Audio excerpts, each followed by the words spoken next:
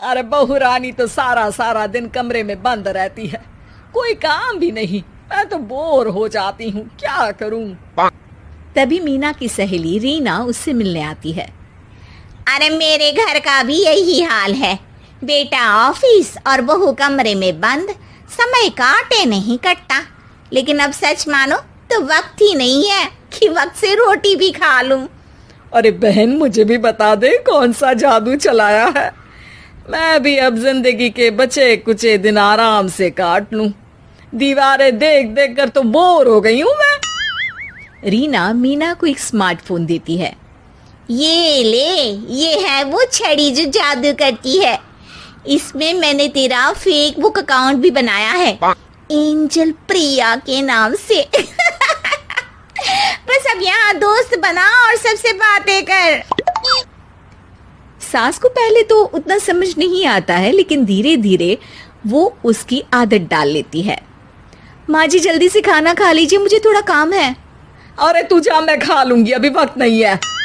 और सासू माँ मोबाइल में मुंह गड़ाए जवाब दे देती है। बहू समझ ही नहीं पाती और वहां से कमरे में चली जाती है। अचानक सास को किसी प्यारी पिंकी की फ्रेंड रिक्वेस्ट आती है। अरे वाह, ये तो कोई प्यारी सी लड़की लगती है, बात करती हूँ। सास फ्रेंड रिक्वेस्ट अपनाकर बात करने लगती है। अब क्या था, सास सारा दिन उस सहेली से बात करती, अपनी कहती उसकी सुनती। एक दिन सास फोन पर ही सर गड़ाए। अरे बहू, जरा मंदिर के लिए थाली सजा दे, आज कीर्तन है। बहू फोन पर किसी को मैसेज टाइप करते कहती है। माँ जी क्या है, अब मुझे क्या पता कि आपको कौन कौन से भगवान की पूजा करनी होती है। तभी सास के पास कोई मैसेज आता है। अच्छा अच्छा ठीक है, रहने दे, मैं ही कर लूंगी। अब मैंने मना थोड़ी ना किया है, कर देती हूँ मैं। अब मैंने भी बोला ना कि थोड़ी देर में बात करती हूँ, तो मैं ही कर लेती हूँ, तू जा अपने कमरे में। बहू वहां से चली जाती है। सास मंदिर पहुंचती है और मंदिर की सीढ़ियों पर बैठकर सास फोन पर लिखती है। अरे मेरी बहू सारा दिन अपने कमरे में बैठी रहती है। वहां से रिप्लाई आता है।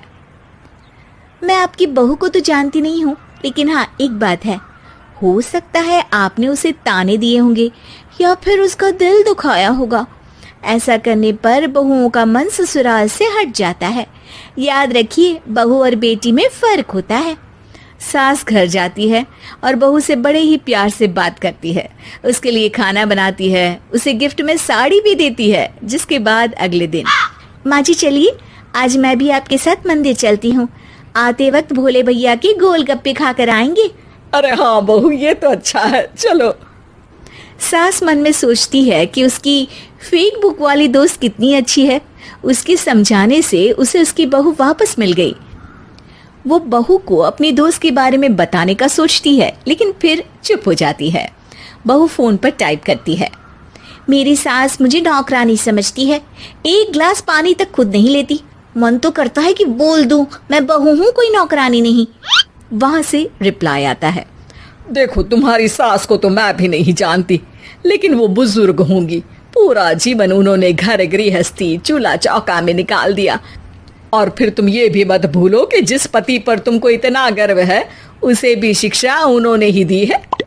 तो जिसने तुम्हें इतना दिया, क्या तुम उनकी थोड़ी सी सेवा नहीं कर सकती? बहू भी अगले दिन से सास का सारा काम करती, उनके पैर दबाती, उनका ख्याल रखती, उनके साथ घूमने जाती। एक दिन सास, बहू ये लो मेरा हीरे का हार। पहले तो सोचा था कि अपनी बेटी को दूंगी, लेकिन आज जब मेरे हाथ पैर में दर्द था तो तुम मेरा साथ दे रही थी। समय पर खाना पानी देकर तुमने ही मेरा बुढ़ापे में साथ दिया। उसके हिस्से का बहुत कुछ मैं उसे दे चुकी हूँ, लेकिन ये अब तेरा।